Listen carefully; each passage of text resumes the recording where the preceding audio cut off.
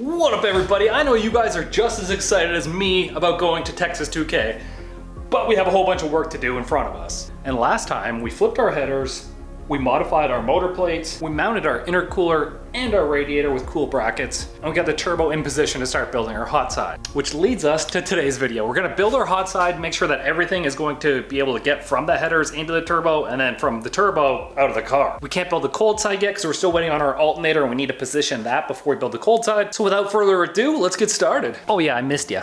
To start things off, I'm actually gonna pull the headers out real quick. They're only held in with 1 or 2 bolts. I'm gonna pull the coil packs off of the engine mounts because they're gonna be hard to reach afterwards, and they have to be mounted on the valve covers. And then I'm gonna put the gaskets and all the bolts in the headers so we know exactly where we need to be when we start building the hot side. Problem is, my stupid ass used a bunch of bolts that are different sizes, so I need 5 different wrenches. Now these are actually some cheap Flowtech headers that have actually been on this car for a long, long time. And they lasted a lot longer than I thought they would. And I think as long as you just keep weight off them, they're gonna be all right. Here's our old manifold setup. Now this one did us really well, and people thought that my wastegate design was bad and wasn't gonna flow correctly. It actually worked flawlessly. However, we're just gonna try and reuse some of the stainless that we have, so we're gonna cut it here, and then reuse this flange as well. So it's all getting cut up, unfortunately, because it looked cool, but a new era, we should be able to recycle a bunch of materials and build some new manifold. Oh yeah, cut it, Kyle, cut it. And we're just gonna do it slowly so we get a good square cut. The gaps matter when you're welding. We have everything cut up, the flange is down there. You can see how I'm gonna start this. It's gonna go here, kink out, go down and loop up around, because it just can't make this really tight angle into this side. So it's gonna go loop around, which is gonna give it a little bit extra length, but that's gonna be okay because this side actually has to come further distant, so it's gonna equal it out pretty good. So this one's gotta go down a little bit, across, and then up into it. Slight miscalculation when we weighed the car because I apparently forgot this in the car, and that probably weighs something. Yeah, that weighs 30 pounds, so we were a bit above what I thought we were above. Still 30 pounds, I'll take it right now. But I also lost like 25 pounds, so we're just gonna call it even Stevens, because, you know, 3,450 pounds, that's what we raced at. Sticking to it, that's my story. First little woo pipe going on here. I'm just gonna tack weld these instead of tape, and then they'll be roughly where they wanna be. Woo-zoo.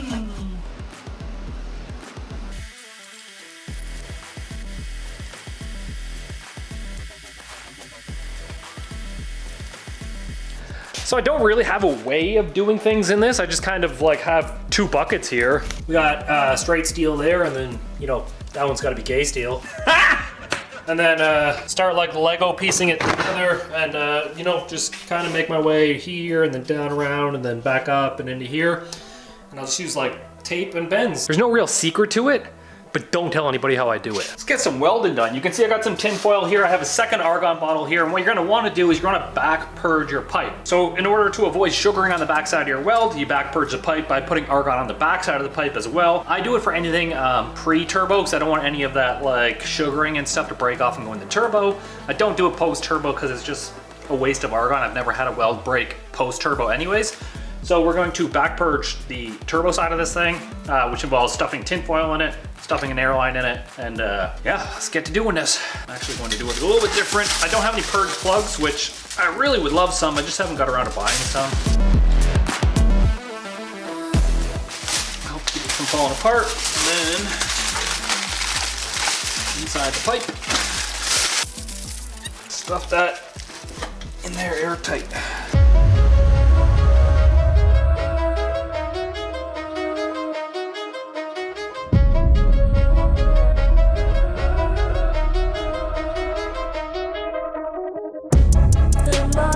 Now, when I pull this apart, inside should be back purged.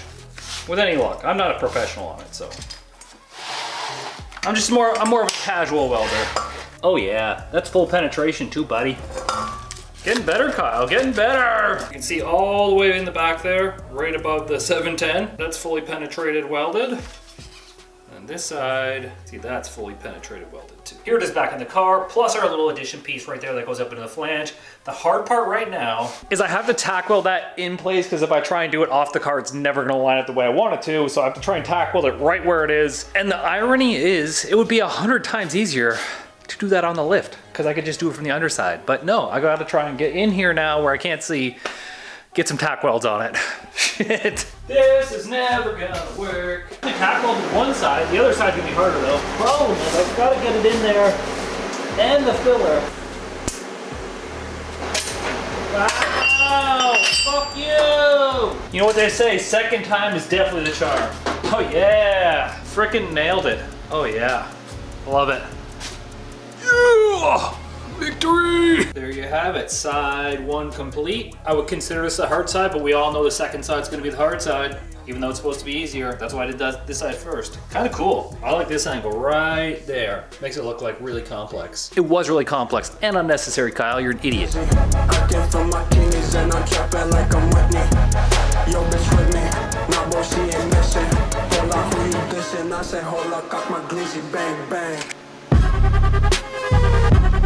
All right, guess we gotta keep trucking. It ain't gonna build itself. We take some pieces, we start playing Lego, you know, same gist, different day.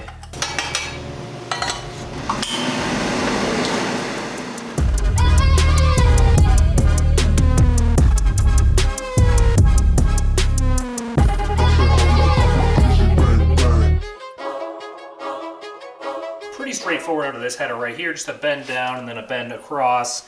We do have to be mindful that we have to put our charge piping between the balancer and where this hot pipe goes, so we have to keep that a little bit closer to the radiator, but a little bit longer on this straight piece. That's all I had for straight, and then curve up, and then I'm just gonna make sure that our charge piping can actually fit between that gap as well. Just reusing the scraps, man. This is part of the 8 turbo headers here. Gone but not forgotten. But like, I'm trying to fit 6 inches worth of pipes into 7 inches, so. Uh-oh. Yeah, I guess so. And I knew it would be that way. Would it be easier if you, like... Have that on lift, probably. Used your lift? Yeah, probably. Oh, man. Piece of 3.5-inch aluminum, and I'm just gonna see like exactly how much space I have. So, use the charge piping to fill the space that I need the charge piping to fill. So you can see that my charge pipe has to go down, and between the balancer and the hot pipe that I'm building, this is what I need to go through right here. So yeah, that's kind of all the space I'm left with. Lucky you. Yeah.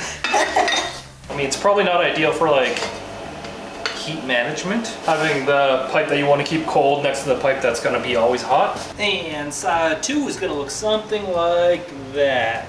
Overall, ain't bad, right?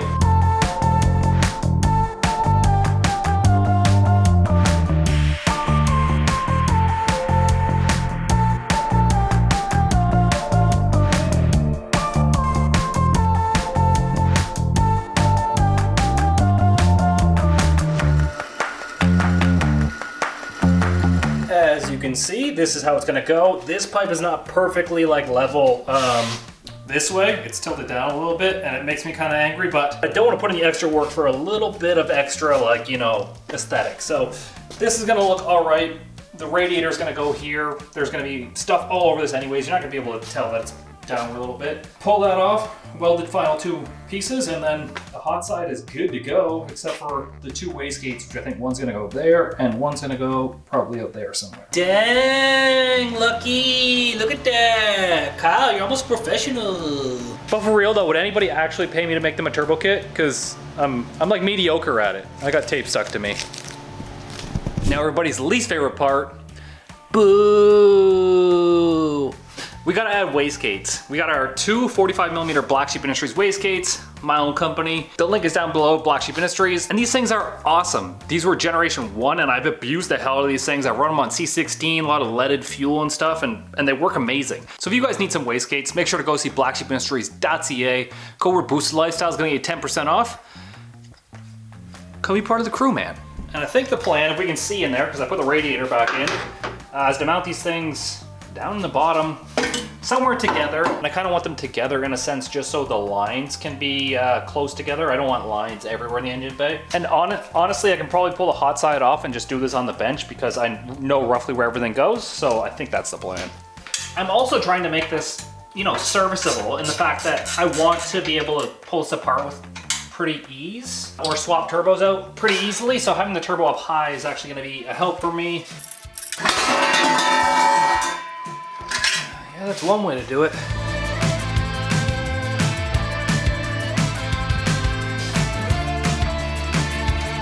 Well, time to reuse some more stuff. Well, another time the mini lathe comes in handy. This thing costed me like 700 bucks, I think, but we can face off these flanges and reuse them, and that saves us like 80 bucks. So, you know, over time it'll pay for itself.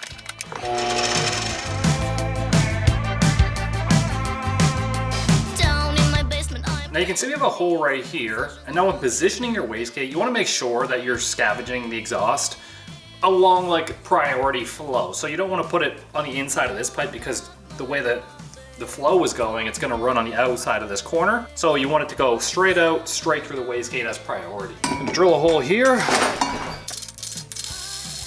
And we seen that coming. That was stupid. Yeah, there goes number 2. I love drilling stainless. It's so much fun. Sometimes I'll just use like an old screwdriver as like my bit because it's like full steel, tool steel, pretty strong. Let's just put that in there, and that's our new guide. There we go. And that is a hole in stainless.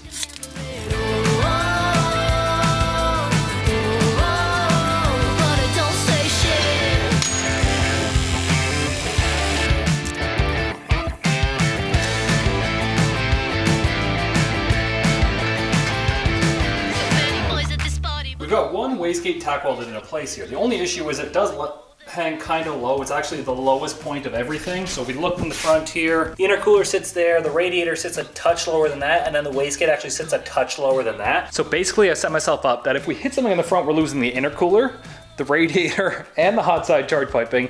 But the car is not super low, so I'm hoping that, like, you know, don't hit anything. It's just kind of the predicament you're left with when you're trying to stuff like 10 pounds of shit into a 5-pound bucket. So I had a checklist of things that I wanted. I wanted an intercooler in the front, radiator behind it, turbo there, and you know what? I have to sacrifice a couple of things like a remote mount water pump, some pipes hanging a little bit lower, and you know, things and stuff. Moving on, second wastegate going right here, pointing downwards, and then they're both, the heads of the wastegates are gonna be roughly next to each other. That way we can join them up and have them coupled pretty easy. It just, we have to use less line, and less line means less problems, I think.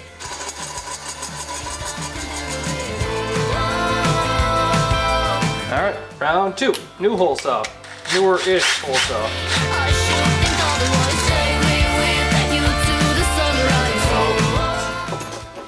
There you go, Betsy. And a wastegate number 2. You know, something like that. And then, obviously, once the flanges are welded on, we can twist the wastegates however we want and point them wherever we need to. Alright, one last test fit before we weld it up. So as you can see, this is the level where everything sits. Like I said, if we take out the intercooler, we're taking out the radiator, and we're also taking out the wastegates, so we just gotta be careful. It's still, you know, decent way off the ground, especially compared to the oil pan. The oil pan's probably the same height, so. I might also get rid of this bar while we're in here too, after. It's not doing anything. It used to hold the turbo before, but I have to brace it somewhere else, so we might be able to move that bar up to the front and just put something down below that we can like prefer to hit instead of that, everything else.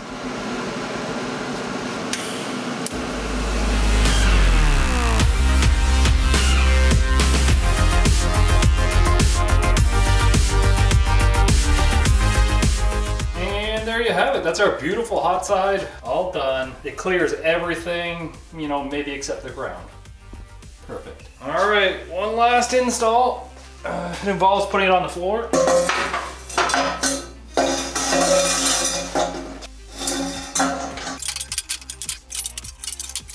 Boom, there you have it. We're connected to the turbo, baby.